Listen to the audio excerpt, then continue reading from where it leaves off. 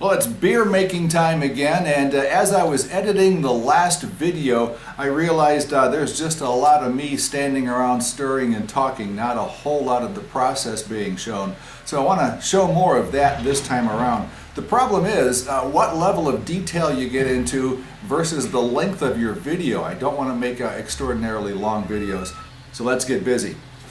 And it all starts with a recipe, and it doesn't matter where you get your recipe, whether you make it yourself or find it online somewhere, or whether it just came with the kit that you bought. But if you're doing all grain brewing, your brew day begins with a recipe and a grain bill. And those grains need to be crushed. Now you can buy them pre-crushed. Sometimes your local homebrew store will do that for you. If you buy a kit, they'll come crushed for you most of the time. I don't buy from kits, so I don't know if you can buy them uncrushed or not. But I've got a barley crusher, and I do my own, and I crush them the night before just to save a little time on brew day. Now once my grains are crushed, I want to start preparing for my mash. What is mashing? Mashing is just soaking the shit out of the grain until the sugars come out, in a nutshell. Start with measuring my strike water. This is a food grade hose, and I'm using this to measure the water volume. And somebody help me out here. What the hell is this thing called? It came out of the center of the keg. Probably one of these that made the kettles. But I've been racking my brain trying to figure out what this is called, and for the life of me I can't remember what it is. A spike, a spur, something that has a name. But anyway, the guy I bought this system of took one of these, and instead of discarding it, he marked it off into 1 gallon increments, and I just used that to measure my strike water. This is going to be 9 gallons, or a little more. When you're setting your mash temperatures, you actually have 2 temperatures that you're shooting for. One is the temperature that you want to mash the grains at. That's your mash temperature, obviously. The other is your strike temperature. And that's the temperature of the water before you add the grains. And your strike temperature is always higher than your mash, because when you add those grains, it's going to absorb some of the heat. I'm targeting strike temperature of about 162 to 163, and I've got 163.1, so I'm going to turn the heat off, and now we start adding grains. Brew in a bag, BIAB. I'm sure you've seen those initials in home brewing discussions. And it simply is brewing your beer in a bag. However, actually you're only really mashing in the bag, so probably should be called MIAB. But hey, not for me to decide. So I've got this bag. This one's specially made for BIAB. Got my strike water where I want it. Now it's time to add the grains.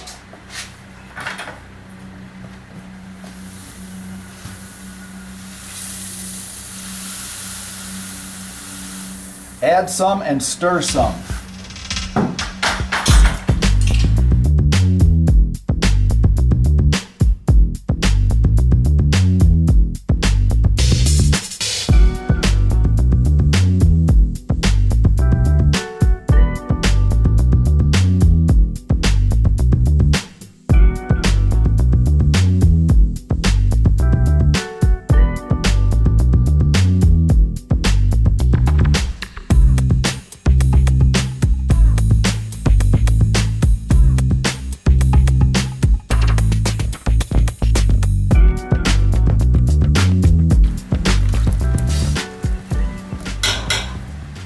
Let me check the temperature here. Hopefully I'm at right about 154, 155.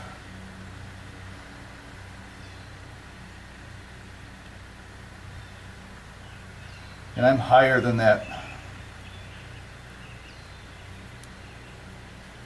I'm at 157. Now, Beersmith, my software, told me I should heat my strike water to 163 or 164, and I believed it. However, experience has shown me that I only lose 3 degrees.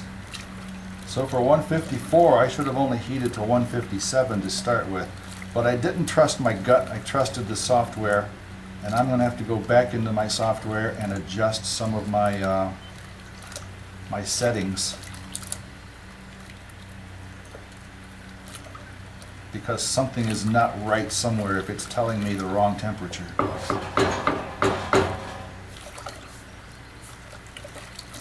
So I added just a little bit of cold water here, not a lot.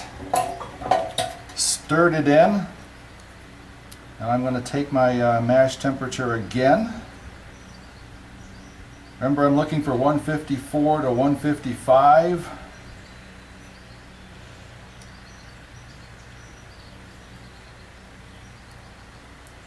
I don't know if you can read that or not, but it's 155.1. That's going to give me a medium-bodied mash.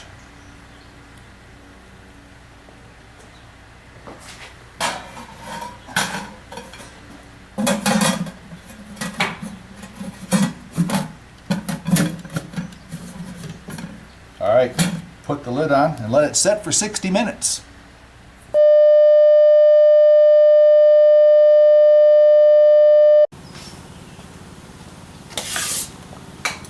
All right, admit it. Sometime or other, when you were making a video or videotaping something,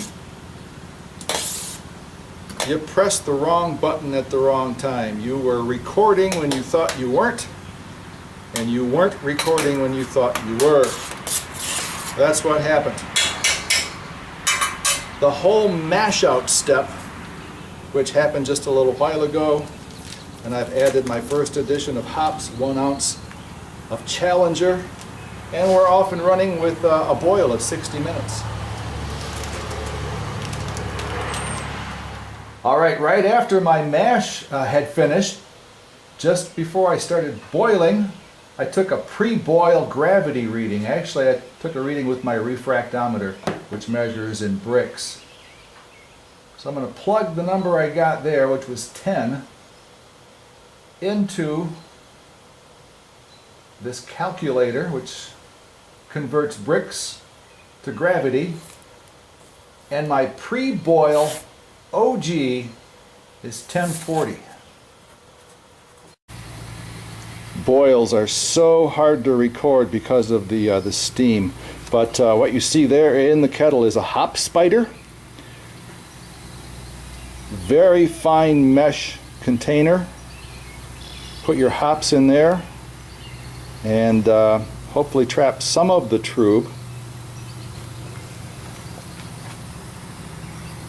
I don't know if you can see it. I can't see it through the viewfinder just how vigorously that's boiling.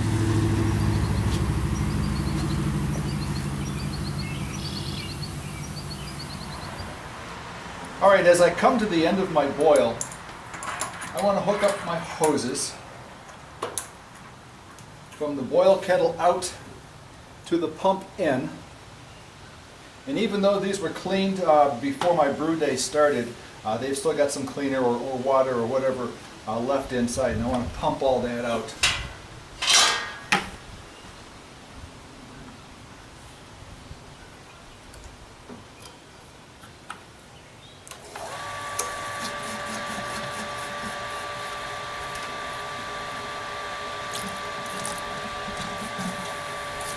So I'm letting wort run from the kettle into the pump, and now this has been flushed out. I'll put this into the inlet of my plate chiller. Now I want to do the same thing, only letting the wort run through here and pump this out.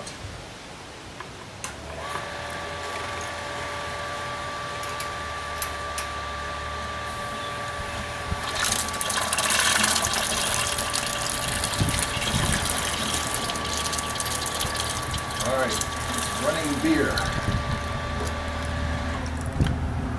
Alright, so now I know that all of the rinsing agents and everything else are flushed from my entire system. I've got 15 minutes left in my boil, so I'm going to run this.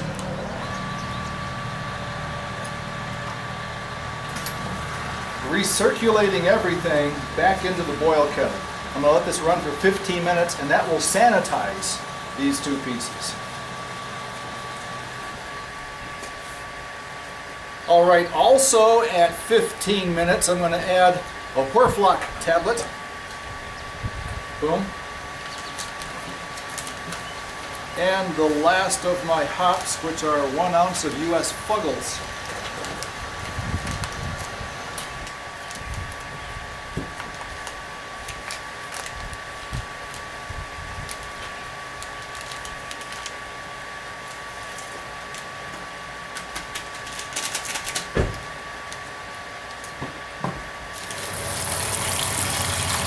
All right, the boil is over.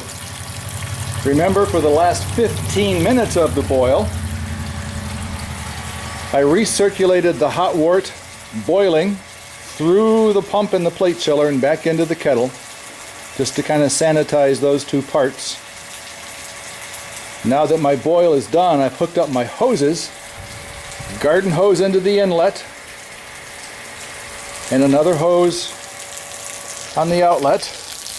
And it's just draining over there in the driveway. So you've got a series of plates inside this little sucker. Wort goes in between some of the plates, and in between the others is cold water, and there's a heat transfer that goes on. And I'm just recirculating back into the kettle until it's already cool to the touch. Until I get down to or close to pitching temperature, and then we'll transfer the wort into the fermenter.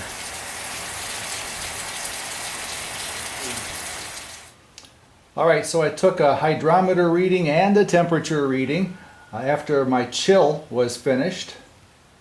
Hydrometer reading 044 and the temperature 85.1. When you correct the hydrometer reading for temperature, you get an adjusted value of 1047. Now my recipe estimated starting gravity or original gravity at 1065, and I knew that was high because the previous brewer who submitted this recipe had a measured gravity of 1046. I got 1047. So I'm right in line with the last brewer who made this recipe. I'm good to go.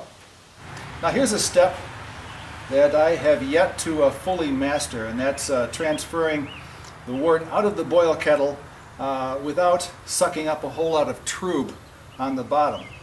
I'm not using my pump for this. I've used it the last several brews, and I still get a lot of trube even after I whirlpool. So this time I've whirlpooled, and I'm just going to gravity feed into my fermenter. If that doesn't work, I'm just going to go back to siphoning. Crack it just a little bit.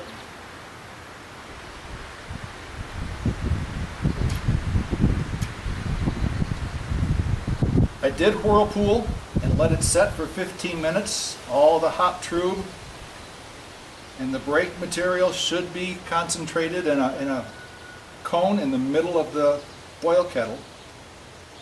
I do have a pickup tube inside the boil kettle that angles off to one side. So I'm picking up from the outer edge while my hop material should be concentrated in the middle.